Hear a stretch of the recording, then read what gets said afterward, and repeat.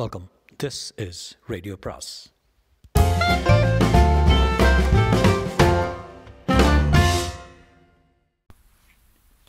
அனைவருக்கும் அன்பு வணக்கம். ராக்கி ரங்கராஜனின் தாரகை அத்தியாயம் 45. தொந்தரவுக்கு மன்னிக்கணும் சார் என்றான் மிகவும் பணிவான குரல். இன்னும் கொஞ்ச நேரத்தில் கப்பலில் இருந்து இறங்கிட போகிறோம் இல்லையா? உங்களுக்கு ஏகப்பட்ட வேலை இருக்கும், அதனால் பணத்தை போய் கொடுத்து விடுகிறீர்களா? அதில் ஒரு கஷ்டமும் இல்லை என்றார் கஜானா அதிகாரி புன்சிரிப்புடன். உங்கள் ஸ்நேகிதி அந்த செஸ் சாம்பியன் உண்மையில் பெரிய ஆள் தான். ஆமாம் சார். ஒன்று கேட்டால் தப்பாக நினைக்க மாட்டீங்களே, இவ்வளோ பிரமாதமாக செஸ் ஆட எங்கே கற்றால் அந்த பெண்? பெரிய ரகசியம் சொல்கிறவன் போல் அவரிடம் குனிந்தான் ஜெஃப். செஸ் மேத பாபி ஃபிஷரில் அவரிடம் பாடம் படித்தாள் என்று கேள்வி. அதானே பார்த்தேன் என்ற கஜானா அதிகாரி பெட்டகத்திலிருந்து 2 பெரிய பைகளை எடுத்தார். ரொம்ப பெரிய ரொக்கமாக இருக்குதே, எடுத்துக்கொண்டா போக கஷ்டமாக இருக்கும். வேண்டுமானால் இந்த தொகையை செக் போடட்டுமா? வேண்டாம் சார், ஏன் சிரமம் உங்களுக்கு? வேறொரு உதவி செய்யுங்களேன். என்ன? துறைமுகத்தில் நம்ம கப்பல் இறங்குவதற்கு முன் தபால்களை வாங்கி போவதற்காக ஒரு படகு வரும் இல்லையா?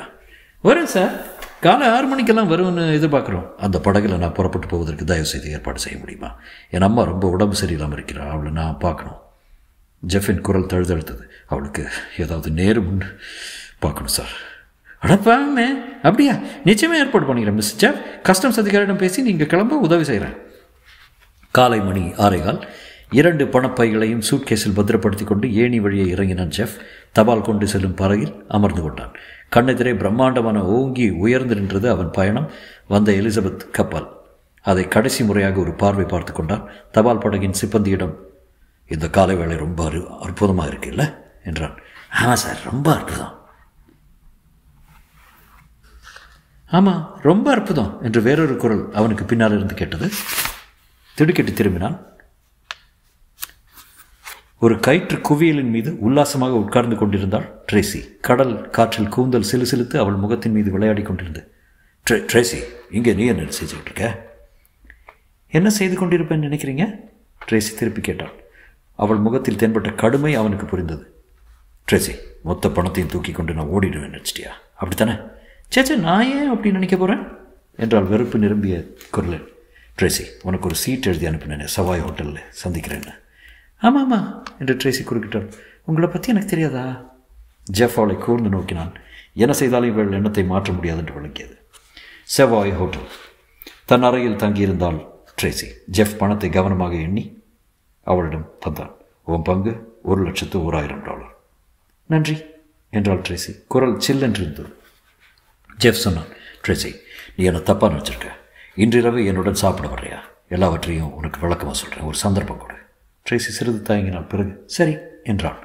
ஆனால் அன்றிரவு ட்ரேசியை அழைத்து போக ஜெஃப் ஹோட்டலுக்கு வந்தபோது அவள் இருக்கவில்லை. ஹோட்டல் மேனேஜரிடம் கேட்டான்.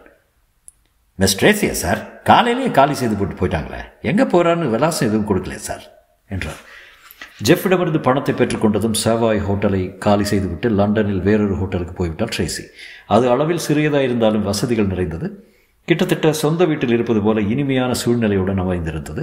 லண்டனுக்கு அவள் வந்தது 2ஆம் தினத்தன்று அவளுக்கு ஒரு கடிதம் வந்தது. ஹோட்டல் வேலையாளர் ஒருவன் அதை அவளிடம் கொண்டு வந்து தந்தான். அழகான கையெழுத்தில் அது எழுதப்பட்டிருந்தது. நாம் சந்தித்து பேசினால் நல்லது என்று உங்களுக்கும் எனக்கு தெரிந்த ஒரு புது நண்பர் கூறினார். இன்று மாலை 4 மணிக்கு ரெட்ஸ் ஹோட்டலில் என்னுடன் தேநீர் அருந்த தாங்கள் வர முடியுமா? என்னை நீங்கள் அடையாளம் தெரிந்து கொள்வதற்காக நான் கோட்டில் ஒரு சிவப்பு ரோஜா செருகிக் கொண்டிருப்பேன். கந்தர் என்று எழுதியிருந்தது. கந்தரா? யார் அவர்? அந்த பெயரை கேள்விப்பட்டதே இல்லையே என்று ட்ரேசி யோசித்தாள். இந்த அழைப்பை பொருட்படுத்த வேண்டாம் என்று தான் முதலில் தோன்றியது. ஆனால் என்னதான் விஷயம் பார்த்து விடுவோம் என்று குறுகுறுப்பு ஏற்படவே பிற்பகல் 4:15 மணிக்கு அவள் ரிட்ஸ் ஹோட்டலில் அடைந்தாள். கந்தர் என்பவரையே உடனே கண்டுபிடித்து விட்டாள். அவருக்கு 60 வயதுக்கு மேல் இருக்கும் ஒல்லியான உருவம், முகத்தில் அறிவுக்கலை தென்பட்டது. உயர்தரமான ஆடை அணிந்திருந்தார். கோட்டின் காலர் மடிப்பில் சிவப்பு ரோஜா பிரகாசித்தது. ட்ரேசி அவரை நோக்கி நடந்ததும் அவர் முன் வந்து சற்றே குனிந்து வணக்கம் தெரிவித்தார். என் அழைப்பை ஏற்று இங்கே வந்ததற்கு நன்றி என்றார். இந்த மனிதருக்கு நம்மிடம் என்ன காரியமாக வேண்டியிருக்கும் என்று யோசித்தும் ட்ரேசிக்கு தெரியவில்லை. டீ அருந்தியபடி நாம் பேசுவோமா என்றார் கந்தர். தேநீருடன் கூட வகை வகையான சிற்றுண்டிகளும் வந்தன. சாப்பிட்டபடியே ட்ரேசி, நம் இருவருக்கும் தெரிந்த பொதுவான நண்பர் என்று எழுதியிருந்தீங்களே, யார் அவர் என்று கேட்டாள். மார்சன். நான் அவ்வப்போது பிஸ்னஸ் விஷயம் அவருடன் பேசுவது வழக்கம். மார்சன் நகைகள் களவாடி வரும்படி சொல்லிட்டு என்னை ஏமாற்றி பறிக்க முயன்றாரே அந்த பேர் வழியா என்று எரிச்சலோடு நினைத்து கொண்டாள் ட்ரேசி. மார்சன் உங்களை பிரமாதமாக புகழ்கிறார் என்றார் கந்தர். அவரை கூர்ந்து ஆராய்ந்தாள் ட்ரேசி. மார்சனை பற்றி பிறகு அவர் எதுவும் பேசவில்லை. தன் பிறப்பு வளர்ப்பை குறித்து சொல்ல தொடங்கினார். நான் பிறந்தது ஜெர்மனியில் மியூனிக் நகரில். என் தந்தை சொந்தமாக பேங்க் நடத்தியவர், பெரும் பணக்காரர். என் வீட்டில் எங்கு பார்த்தாலும் ஓவியங்களும் புராதனமான கலைப்பொருள்களும் நிறைந்திருக்கும். என் அம்மா யூதர் இனத்தை சேர்ந்தவள். ஜெர்மனியில் ஹிட்லர் ஆட்சிக்கு வந்தபோது என் அப்பாவும் அம்மாவும் சகலத்தையும் பறிகொடுத்தார்கள். குண்டு வீச்சின் போது உயிரையும் இழந்தார்கள். சில நண்பர்கள் என்னை ரகசியமாக சுவிட்சர்லாண்டுக்கு அனுப்பி வைத்தார்கள். உலகப் போர் முடிந்தது. ஆனால் நான் ஜெர்மனிக்கு திரும்பவில்லை. லண்டனுக்கு வந்தேன். புராதன கலைப்பொருள்கள் விற்கும் கடை ஒன்றை ஆரம்பித்து நடத்தி வருகிறேன். நீங்கள் கட்டாயம் ஒரு நாள் அங்கே வர வேண்டும். ஓ, இதுதான விஷயம். இவர் கடையில் நான் ஏதாவது வாங்க வேண்டும். அதற்காகத்தான் இந்த சந்திப்பா? 2 நாள் ட்ரேசி. அவள் ஊகம் தப்பு என்பது பிற்பாடு தெரிந்தது. பில்லுக்கு பணம் கொடுத்தபடியே கந்தர் சாவகாசமாக சொன்னார். எனக்கு கிராமப்புறத்தில் சின்னதாக ஒரு வீடு இருக்கிறது. இந்த வார கடைசியில் சிநேகிதர்கள் அங்கே வரப்போகிறார்கள். நீங்களும் வந்து கலந்து கொண்டால் சந்தோஷமாயிருக்கும். ட்ரேசி சிறிது தயங்கி, இந்த மனிதர் நமக்கு முன்பின் தெரியாதவர், இவருக்கு நம்மிடம் என்ன காரியமாக வேண்டும் என்று தெரியவில்லை. இருந்தாலும் போய்த்தான் பார்ப்போமே, அதில் என்ன நஷ்டம்? அந்த வார இறுதியில் அங்கே ட்ரேசி சென்றபோது புதிய அனுபவங்கள் காத்திருந்தன. கந்தர் சொன்னது போல அவளுடைய வீடு சின்னதாக இருக்கவில்லை. 30 ஏக்கர் பரப்புள்ள மனையில் பிரம்மாண்டமான பங்களா கட்டியிருந்தார். மனைவி இறந்து விட்டால் வேலைக்காரர்களுடன் தனியே இருந்தார். வா, சுற்றி பார்க்கலாம் என்று அவளை அழைத்து சென்றார் அவர். 1 டசன் பந்தய குதிரைகள் வளர்த்து வந்தார் ஒரு புறம். இன்னொரு புறம் கோழிப்பண்ணை, மற்றொரு புறம் பன்றிப்பண்ணை.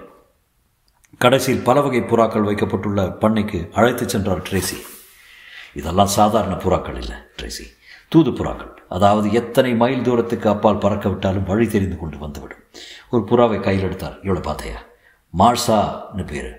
பொல்லாத பெண். எல்லாரையும் மிரட்டி கொண்டு போலானால் அசாத்தியம் உள்ள. மென்மையாக அதை வருடி கொடுத்து விட்டு கீழே விட்டார். வண்ண வண்ணமாக அந்த புறாக்களை பார்க்க ட்ரேசிக்கு ஆனந்தமாக இருந்தது. ஆனால் வெள்ளை நிறத்தில் ஒரு புறா கூட இல்லையே. ஏன்? ஆச்சரியமாக இருந்தது அவளுக்கு. ஏன் வெள்ளைப்புறா இல்லை என்றாள். தூது புறாக்களில் வெள்ளைப்புறா இருக்கவே இருக்காது ட்ரேசி. ஏன் தெரியுமா? சராசரியாய் மணிக்கு 40 மைல் வேகத்தில் இந்த புறாக்கள் பறக்கும். வெள்ளை சிறகுகள் ரொம்ப சுலபமாக உதிர்ந்துவிடும். அந்த வேகத்துக்கு ஈடு கொடுக்க முடியாது. வைட்டமின் சத்து கலந்த தானியங்களை புறாக்களுக்கு இறைந்தபடி சொன்னார் கந்தர். இந்த புறாக்கள் ரொம்ப ஆச்சரியமான ரகம் ட்ரேசி. 500 மைல் தூரம் வரை வழி தெரிந்து கொண்டு வந்து சேர்ந்துவிடும். அப்படியா என்று ஆச்சரியப்பட்டார் ட்ரேசி. ஒரு பெரிய கொள்ளை நடத்த அவர் திட்டமிட்டிருக்கிறார் என்று அவளுக்கு அப்போது தெரியவில்லை. தொடரும்.